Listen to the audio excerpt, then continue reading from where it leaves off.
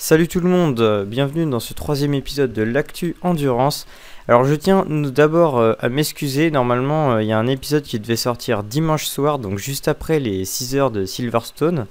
Malheureusement j'ai eu un problème de droit d'auteur, en fait j'avais mis une musique de fond et ça n'a absolument pas plu à YouTube apparemment. Ce qui fait que ma vidéo a été enlevée, en plus j'ai perdu le fichier montage, c'est-à-dire que j'ai plus que le fichier sous le format MP3. Et c'est beaucoup trop compliqué pour enlever juste la musique sans couper la voix. Donc du coup je refais ce petit épisode pour me faire pardonner, mais il sera beaucoup moins complet et beaucoup moins travaillé. Donc je m'en excuse dès maintenant. Donc cet épisode va porter seulement sur les 6 heures de Silverstone, où je vais vous donner les résultats.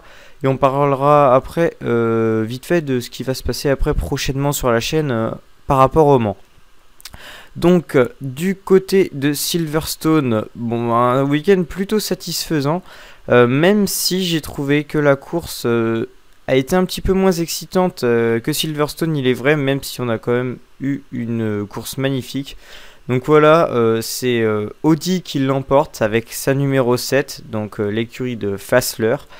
Donc faut savoir quand même que là c'est déjà la deuxième course remportée par Audi. Donc il commence à prendre déjà de l'avance au niveau du championnat.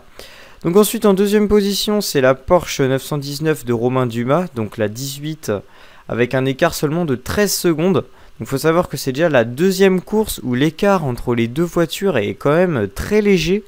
Donc on arrive vraiment quand même à avoir des courses très serrées, hein.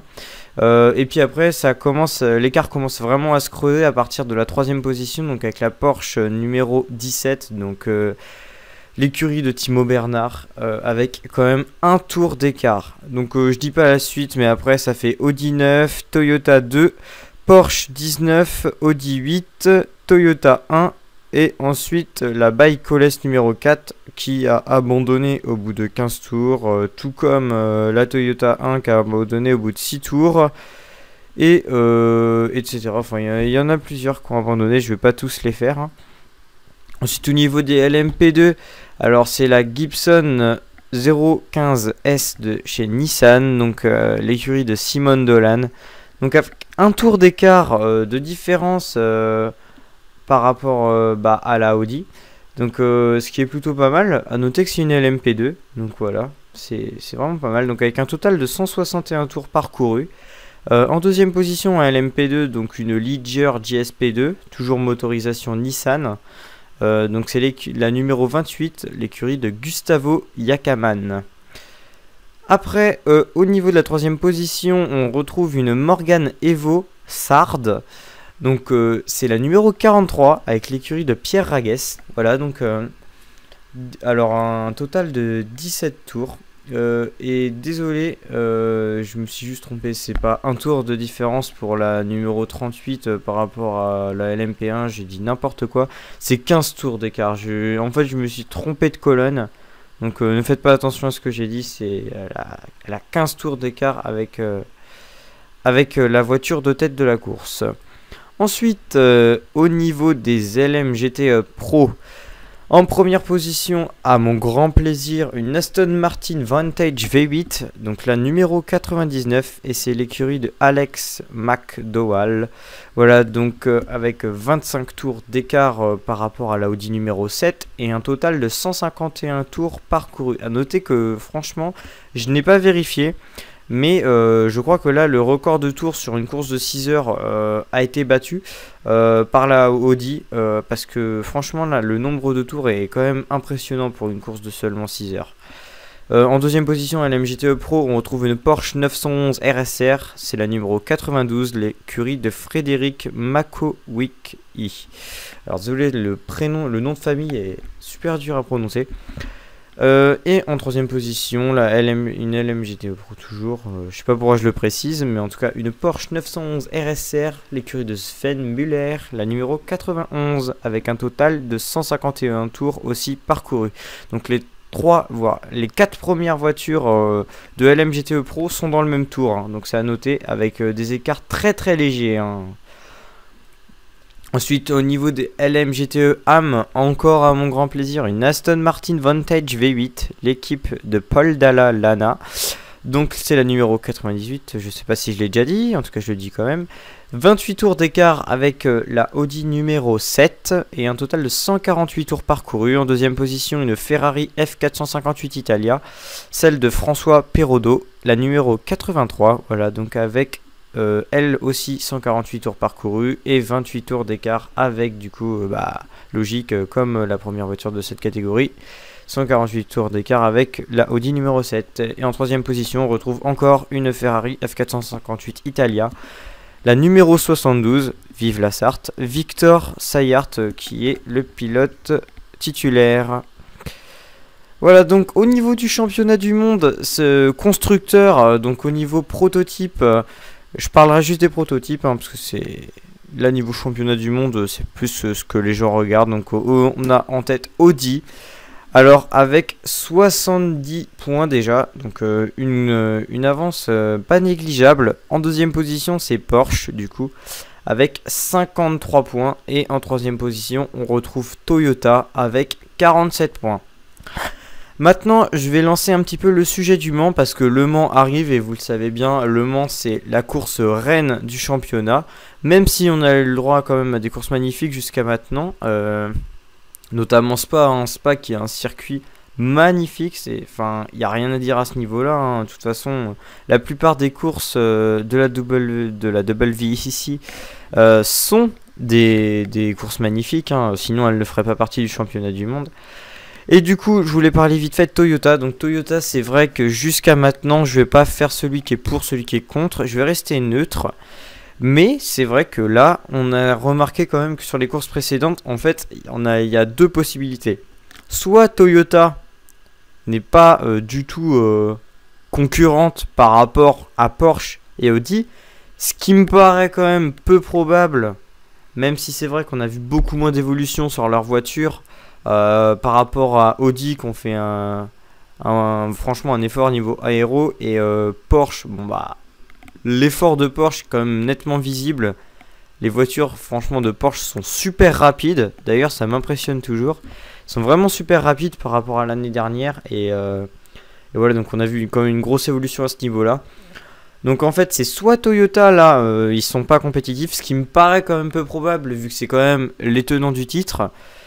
Et donc pour moi, cette année ils ont eu le WEC l'année dernière. Ce qu'ils veulent cette année selon moi c'est le Mans. Et du coup j'aimerais juste faire taire un peu les mauvaises langues. Si même, moi je peux vous le dire, je suis absolument pas pour Toyota, Je suis pas contre, mais je suis pas pour eux. Je suis pas supporter Toyota. Et pour autant je me méfierais d'eux, parce que je sais très bien que là franchement cette année ils ont fait un kit aéro spécial Le Mans. Et à mon avis, ce qu'ils veulent cette année, c'est pas la WEC, c'est le Mans. Et je pense qu'au Mans, ils vont donner du fil à retordre à Porsche et à Audi. Du côté de Nissan, Nissan qui se sont fait un peu cracher dessus du fait qu'ils sont arrivés un peu en mode c'est nous les plus forts, on va défoncer tout le monde. Et qui se sont fait très vite calmer par eux-mêmes en fait. Donc le deuxième châssis de la Nissan, il est actuellement en piste dans le Kentucky, donc il est en train d'être testé. Donc on va voir les résultats très prochainement. En tout cas ils ont passé, ça fait déjà un petit moment mais c'est bon, ils ont passé l'espèce de contrôle technique du FIA. Donc c'est bon, pour tout ce qui est freinage et tout, ils avaient des petits problèmes, tout ça c'est réglé. Donc pour Nissan, on verra bien ce qu'ils donnent. Rendez-vous le 31 mai sur le circuit du Mans. Je suis très pressé d'y être. Déjà on va pouvoir enfin les apercevoir pour voir ce qu'elles valent vraiment. Je suis vraiment très curieux de voir à quoi ça ressemble en vrai, parce que c'est vrai que là on s'en rend pas trop compte sur les photos, mais j'ai envie de voir ce qu'elle donne en vrai. Et c'est vrai aussi que là par exemple sur les mauvaises langues, Nissan je les enterrerai pas trop vite, parce que certes ils ont pris du retard, c'est pas pour ça qu'ils seront pas compétitifs. Je vois bien, je dis pas que Nissan vont faire un podium ou ont des chances de gagner le Mans, ça serait quand même là être un peu trop optimiste. Faut savoir qu'ils arrivent quand même avec le nouveau règlement, c'est leur première année. Donc ils arrivent quand même avec un gros handicap, parce que Porsche du coup, eux ça y est, c'est bon là, leur deuxième année, ils sont prêts, ils sont compétitifs, on les a vus sur les deux premières courses. Franchement ils donnent quand même pas mal de fil à retordre à Audi. Audi sont toujours là, ils sont là en puissance. Toyota, la stratégie pour moi, selon moi, c'est objectif Le Mans. Donc ils vont être très compétitifs au Mans. Et à mon avis, ça va être une très belle bataille. Donc c'est vrai que Nissan va peut-être être un peu en arrière-plan. Mais je les enterrerai pas trop vite tout de même parce que ils peuvent quand même, et ça serait déjà pas mal pour une première année, terminer Le Mans. Parce qu'il faut savoir quelque chose, c'est que déjà, jusqu'à maintenant, Toyota, leur première année, ils n'ont pas... Enfin là, leur première année, leur retour, c'était en 2012, si je me trompe pas. Ils n'ont pas terminé la course. Du côté de chez Porsche, ils ont terminé la course, mais c'était vraiment tour d'honneur. La voiture tournait presque au ralenti à la fin. Et voilà, donc... bon, niveau Audi, on va pas dire quoi que ce soit. C'est vrai que c'est un peu les monstres, mais ça fait déjà un moment, ils sont là depuis 99. Mais dans les petits nouveaux, c'est vrai que là, jusqu'à maintenant, il n'y a pas vraiment un écurie qui a réussi dès la première année à terminer la course dans vraiment des très bonnes conditions. Et si déjà Nissan a arrivé à terminer les 24 heures dans de bonnes conditions, sans avoir une voiture au ralenti ou sans avoir les... Je sais pas s'ils engagent 2 ou 3, je vais pas dire de conneries, donc je m'engage pas là-dedans. Mais si ils arrivent quand même à aligner une ou deux voitures à l'arrivée, c'est déjà ça. S'ils arrivent à terminer les 24 heures du Mans, ça sera déjà très beau pour une première année. Et ça sera totalement honorable, même si c'est vrai que ça va les calmer. Parce que c'est vrai qu'ils sont arrivés vraiment dans l'esprit, on arrive, on est les bad boys, on va gagner Le Mans. C'est sûr qu'ils se sont un peu trop vantés, mais il faut pas non plus trop vite les enterrer. C'est quand même Nissan. Ils ont beaucoup d'expérience en endurance. Il faut savoir que la plupart des LMP2, c'est du Nissan. Donc, niveau motorisation, je pense qu'ils n'ont pas trop de problèmes. Donc, on verra ce que ça donne au Mans. Donc, très pressé d'y être. Du coup, pour parler vite fait de ce qui va se passer sur la chaîne, c'est vrai que je vous l'ai dit au début de vidéo, j'ai des petits projets. Vu que je vais passer... dès qu'il y aura quelque chose sur le circuit, de toute façon j'y serai. Donc que ce soit la journée de test, les essais, le pesage, qu'est-ce qu'il y a d'autre, la parade des pilotes. Après je ferai peut-être des vidéos sur le Made Friday. Ceux qui connaissent pas le Made Friday, vous verrez, c'est une petite coutume hyper sympa. Et sinon quoi d'autre, voilà, le warm-up, tout ça, je serai à tout de toute façon.